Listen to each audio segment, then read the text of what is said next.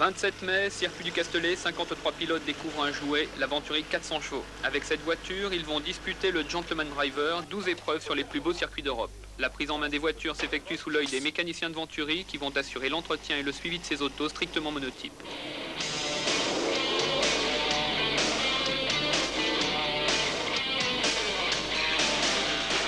Première course de la saison, Le Mans, circuit Bugatti. De la Chapelle, freinage très puissant, on devrait assister à quelques dépassements. À ce moment-là, on quitte le circuit des 24 heures pour rentrer sur le circuit Bugatti. Circuit bien connu, notamment des pilotes moto, mais aussi des pilotes de F3000. Après le garage vert, un bout de ligne droite et l'autre point délicat du parcours. Le virage du chemin au bœuf, freinage important. Là encore, les freins en carbone de la Venturi 400 chevaux ne seront pas de trop. Et juste après les S bleus, fin du tour. Le virage du raccordement qui, comme son nom l'indique, permet de revenir sur l'ancien circuit des 24 heures.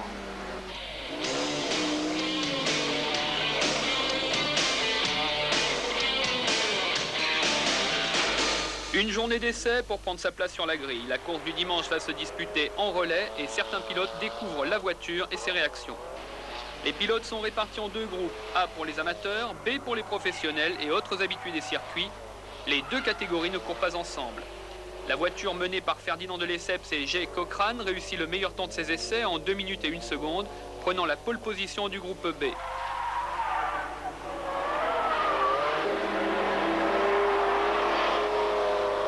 En groupe A, la pole position revient aux Italiens Nino Di Cecco et Roberto Russo. Michel Baudard, équipier d'Hervé Poulain en groupe A, explique sa tactique pour le lendemain. Compte tenu des spécificités techniques de la voiture, il va falloir la conduire très en souplesse, avec beaucoup de finesse, sans la brutaliser, économiser énormément pneus et freins, car nous utilisons des pneus de tourisme. Un plateau de coureurs hétéroclite, mais pour tous, la même motivation.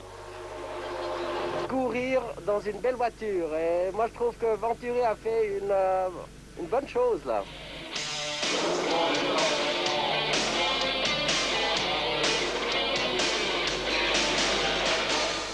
26 voitures au départ de la course A, course de 3 heures avec un changement de pilote toutes les demi-heures et un ravitaillement en essence toutes les heures. Et d'entrée, un petit accrochage au départ va retarder la Venturi numéro 25 de Poulain-Baudard et la numéro 10 d'Amel, père et fils. La course en tête s'avère particulièrement disputée. L'équipage italien Poli Notar Nicola bataille ferme avec la Venturi orange de Sébacrine et celle de l'équipage Von Opel Peacock. Les écarts restent très réduits, aussi la rapidité des arrêts au stand revêt une importance capitale. Autrement dit, maintenant, devrait passer, si elle ne s'arrête pas, et si justement elle s'arrête. Finalement, la Venturi numéro 17 des Italiens va parvenir à creuser un écart d'une trentaine de secondes, mais ils seront menacés jusqu'au bout par ce Sébacrine. Von Opel Peacock finiront 8e, malgré un sens prononcé de l'attaque. L'un des vainqueurs, Vincenzo Poli, s'affirme tout étonné de sa performance. On n'avait jamais testé la voiture et on avait eu quelques problèmes. On avait déjà vu hier que dans l'après-midi, on allait beaucoup plus vite que le matin. Alors on pensait de récupérer quelque chose, mais sûrement pas d'arriver premier.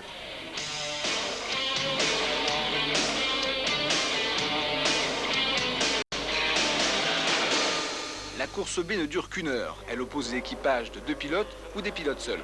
Pour ne pénaliser personne, un arrêt au stand est obligatoire pour tout le monde.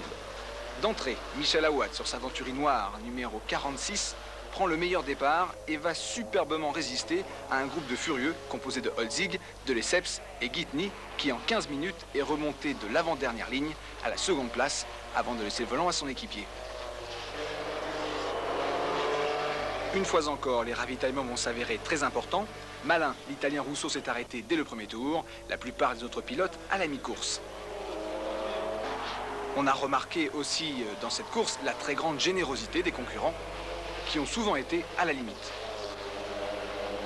Et parfois même au-delà.